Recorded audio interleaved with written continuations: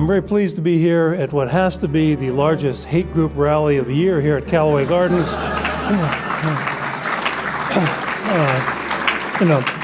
Murray Rothbard used to say, "Hate is my muse." And what's not to hate about the welfare, warfare, police state out there? And when I was asked to give a talk at the conference, I had just written an article for LouRockwell.com entitled "Constitutional Neo-Con Men." And so I thought I'd talk about that theme today. And one of the things I was thinking about was that I noticed that all during the George Bush administration, the neoconservatives had a mantra. The mantra was 9/11 changed everything. So every time Judge Napolitano would be on the Fox News channel to debate O'Reilly or Hannity or one of these people, the mantra would come out. 9/11 changed everything. Here's the judge saying the Patriot Act is unconstitutional. Wiretapping without a warrant is unconstitutional. The mantra would come out. 9/11 changed everything. And of course, what that means is the hell with the Constitution. Constitution, schmonstitution was the mantra of the neoconservatives all during that time. That abruptly changed immediately as soon as Barack Obama was declared the winner of the election 4 years ago. Immediately, these same people, Rush Limbaugh started sounding, he sounded more like Benito Mussolini during the Bush administration, but he transformed himself miraculously into Murray Rothbard as soon as Obama took the oath of office. Even the odious Mark Levin, who Limbaugh calls the Great One, Lou does too. Lou Rockwell calls him the Great One, but he spells it Grate, the Great One. He wrote a book on the constitutional liberty. So all of a sudden, all these neocons are Ron Paul libertarians when Obama is in office. So they're phonies, in other words. And so, of the first order. And speaking of phonies, one person that I'm going to quote, that's sort of the theme of my critique here, is in the course of doing a little web research on writings on Teddy Roosevelt. A couple of weeks ago, I found an article by Charles Kessler, who works at the Claremont Institute in California. He's one of the neocons. And if you don't know about the Claremont Institute and their stance, this is the group that gave Statesman of the Year awards recently to Donald Rumsfeld, Dick Cheney, Victor Davis Hanson, and Rush Limbaugh. Statesman of the Year. So you know kind of where they're coming from. And Kessler wrote a review of this book on Teddy Roosevelt, and he said this. He said, and this is sort of the ideology of the neoconservative Claremont Institute: government must be strong but limited. Think about that. So it's like, in my notes, I wrote, it must be short but tall, light but dark, good but bad, high but low. And it makes about as much sense as all of that, strong but limited. And of course, this is contrary to everything we know about government. And this guy is a professor of government at Claremont Graduate School with a Harvard degree. And so surely he knows better, but he doesn't say better. He must know better, though. But it's really a preposterous. How is government to be limited anyway? By the Constitution? Well, no. That if history proves anything, is that a written Constitution is all but useless in limiting government. We should have learned that a long time ago. How about secession? Will that limit government? Giving people freedom of association. In theory, yes, but of course, the last time any group of Americans seriously threatened to secede, the federal government ended up killing 450,000 of them, according to the latest estimates. There's updated estimates, by the way, using modern forensic research techniques on the Civil War deaths. And it puts just the Southern deaths at about 400 to 450,000, whereas it used to be 300,000 is the old number that lasted for about 100 years. And so, well, that didn't really work out either. And of course, one of Murray Rothbard's favorite philosophers was John C. Calhoun, who in his famous Disquisition on Government wrote and explained in great detail why a written constitution could never be relied upon to limit government. You need something else. The people themselves need to be empowered to interpret the Constitution, to veto unconstitutional laws and so forth. You can never trust the government itself to be the final arbiter of constitutionality. And of course, there is no bigger haters of John C. Calhoun than the Claremont Institute and the neoconservatives for that reason, because they are sort of the purveyors of the nationalist, centralist tradition in American politics. And so the most evil thing in the world to them is the Jeffersonian tradition of decentralization. And Calhoun in his day, he died in 1850, carried on the decentralization tradition. And so, in terms of the role of war, I'd like to just talk about a few historical facts that illustrate this fact that the idea that you can be pro-war, when people like Charles Kessler say government must be strong but limited, well, the strong part, he means the military-industrial congressional complex. We must have a gigantic military to protect our freedoms. That's what he means by strong but limited. He means limiting government to the constitutional functions, which are Article 1, Section 8 of the Constitution, really is mostly foreign policy and war making. And then there's weights and measures and naturalization and a few things like that. But the real big money items have to do with war, defense, foreign policy there. So that's what he means. Well, this idea that 9/11 changed everything is really a contradiction to what I consider to be one of the best statements the U.S. Supreme Court ever made about the Constitution. And this was a statement that was made in a case called Ex parte Milligan in 1866. And it was the Supreme Court. Abe Lincoln was finally dead, and so they finally got up the nerve to criticize him for having illegally suspended the writ of habeas corpus. The Chief Justice did at the time, Roger B. Taney, but then an arrest warrant was issued for him, and so he was sort of intimidated, and as were other judges. But once Lincoln was dead, the Supreme Court, even though it had several of his appointees, were quite heroic in saying this. They said, I'm quoting, "The Constitution of the United States is a law for rulers and people, equally in war and peace, and it covers with its shield of protection all classes of men at all times and under all circumstances. No doctrine involving more pernicious consequences was ever invented by the wit of men that any of its great provisions can be suspended during any of the great exigencies of government." So the Supreme Court in 1866 was saying it is especially during wartime that we have to be vigilant in enforcing the Constitution, because we can't trust government to concoct phony wars or phony crises with the intention of grabbing our liberties and throwing them away at any time in the future. And so that was the court's way of chastising what Lincoln had done. And so, of course, he had done much more than suspend habeas corpus. They mass arrested tens of thousands of northern civilians, newspaper editors, the mayor of Baltimore, Congressman Henry May of Maryland was thrown in prison. A large part of the Maryland state legislature was imprisoned without due process. The grandson of Francis Scott Key was imprisoned in Fort McHenry, not too far from where his grandfather wrote the Star-Spangled Banner, for criticizing in an editorial Lincoln's illegal suspension of habeas corpus. A member of Congress was deported. Clement Vallandigham was his name, for opposing the Lincoln administration. And Lincoln essentially redefined treason to mean criticism of him and his administration.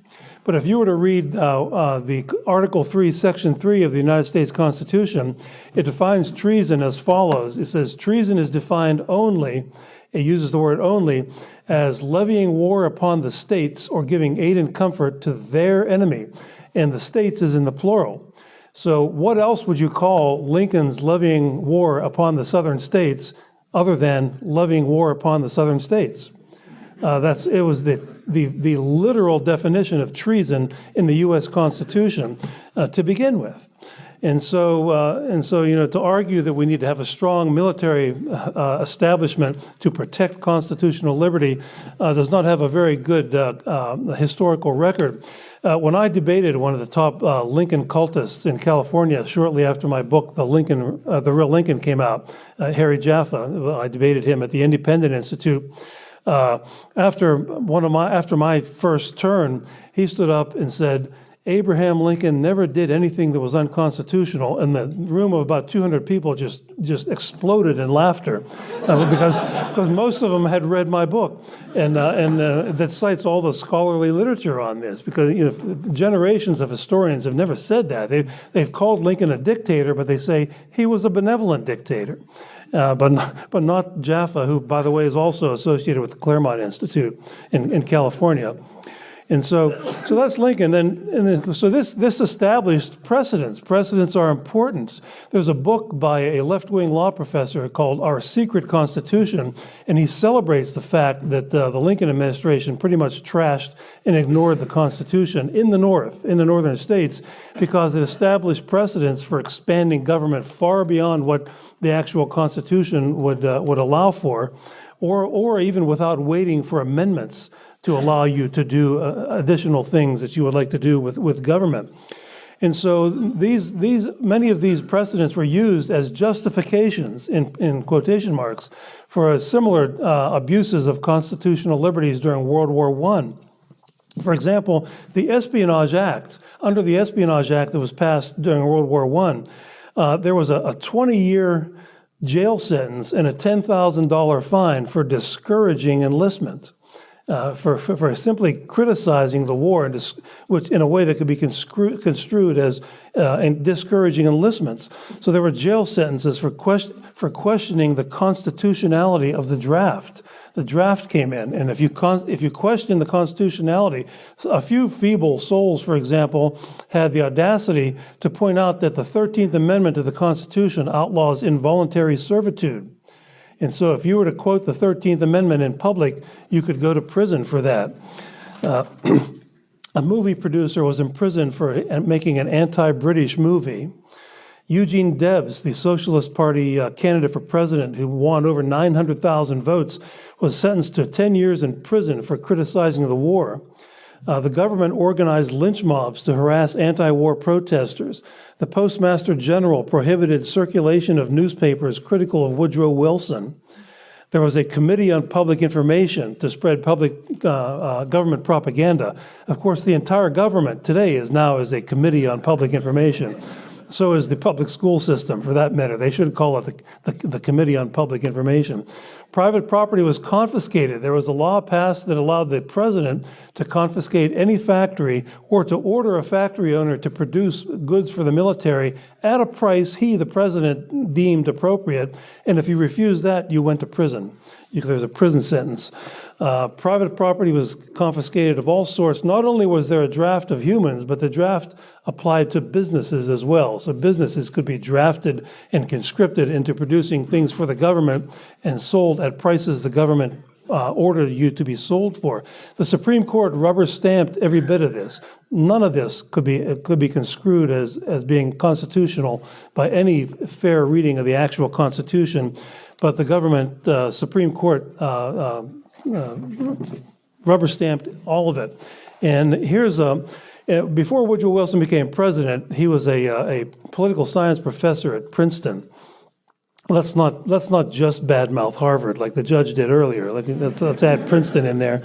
And here's what he said about the idea that, after the Civil War, it was not the idea that the black-robed deities of the Supreme Court, or 5 government lawyers with lifetime tenure, would be the sole arbiter of constitutionality on all matters. That didn't exist until after the Civil War.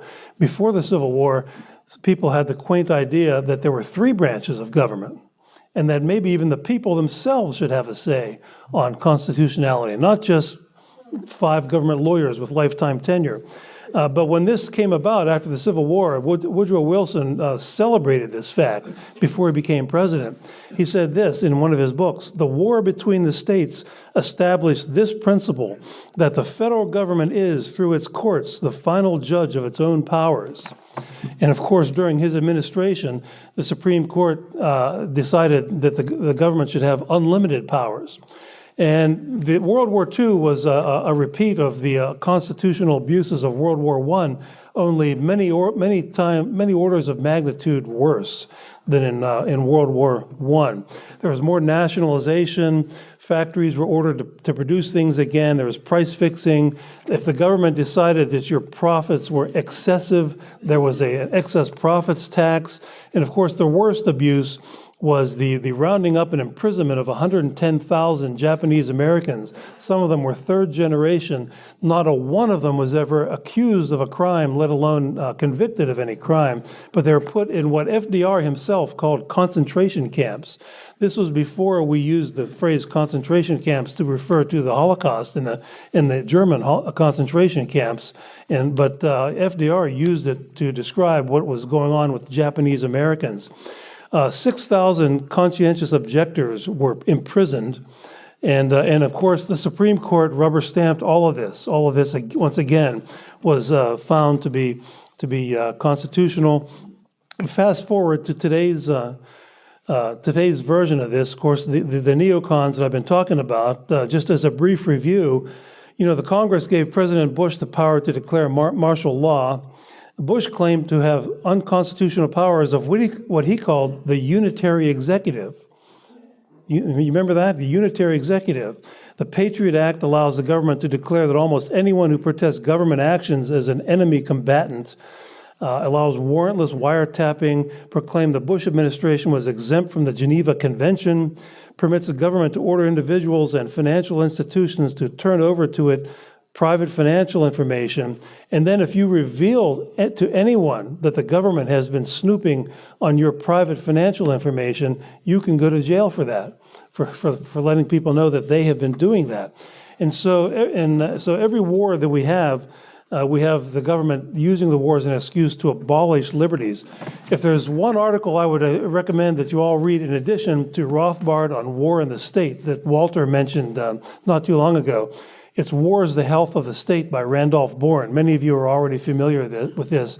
It was written in 1918, and when Bourne was a relatively young man, and he died before he actually could finish the essay. It's online in a number of places, but here's what he says on this topic here. He says, during wartime, minority opinion, which in times of peace was only irritating to government and could not be dealt with by law unless it was conjoined with an actual crime, becomes, with the outbreak of war, a case for outlawry.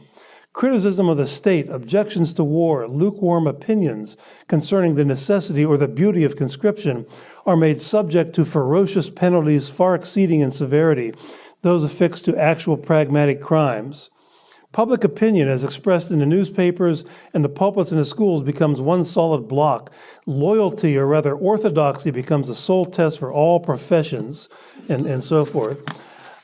Another thing he says that I'm going to finish up with is he points out that the punishment for opinion during wartime is often far more ferocious and unintermittent than the punishment of pragmatic crime, of real crime, of rape, murder, and so forth.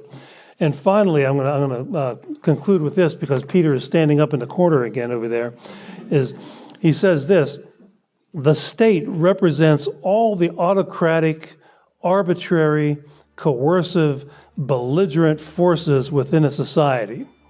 It is a sort of complexus of everything most distasteful to the modern, free, creative spirit, the feeling for life, liberty, and the pursuit of happiness. Then the next line is, war is the health of the state. It's the health of all of this. And my time is up. Thank you very much.